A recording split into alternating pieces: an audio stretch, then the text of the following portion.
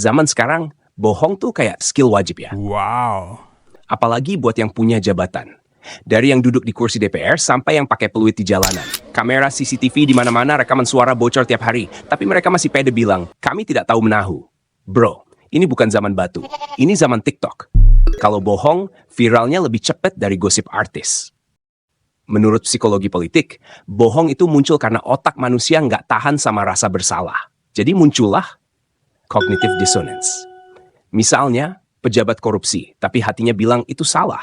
Solusinya ya dibelokin aja logikanya. Ini bukan korupsi, ini insentif pribadi. Cakep, udah kayak mentalis. Ada juga self-justification, alias aku nggak salah, cuma dibelokin sedikit demi kebaikan bersama. Lah, kalau gitu, maling sandal juga bisa bilang, saya hanya memindahkan hak milik. Tapi yuk, kita buka Quran. Allah berfirman dalam Quran, surat An-Nahl ayat 105. Sesungguhnya yang mengada-adakan kebohongan hanyalah orang-orang yang tidak beriman kepada ayat-ayat Allah. Jadi, kalau ada yang doyan bohong, bukan cuma perlu klarifikasi, tapi juga perlu klarifikasi iman.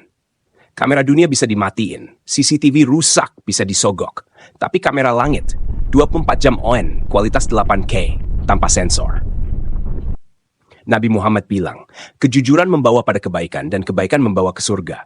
Dusta membawa pada kejahatan dan kejahatan ke neraka. Hadis riwayat Bukhari dan Muslim.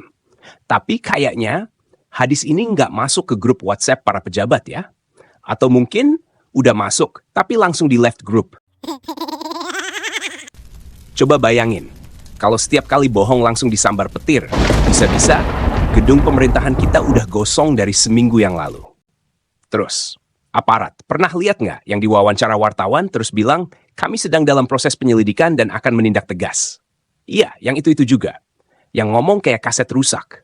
Tapi rakyat sekarang cerdas. Gaya lama udah nggak laku. Yang dicari bukan janji, tapi bukti. Dan yang sering kita temukan malah, bukti telah hilang karena terbakar secara misterius. Kebetulan yang terlalu konsisten ya. Kekuasaan itu amanah, bukan akses bohong unlimited. Sekali bohong bisa ditoleransi. 2 kali mulai dicurigai. Tapi kalau tiap kali, ya udah jadi budaya. Dan kalau bohong udah jadi budaya, maka rakyat tinggal nunggu satu hal. Azab atau KPK.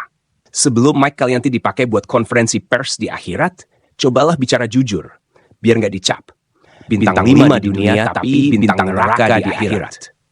Jangan lupa like, share, dan subscribe kalau kamu suka maupun nggak suka dengan video ini.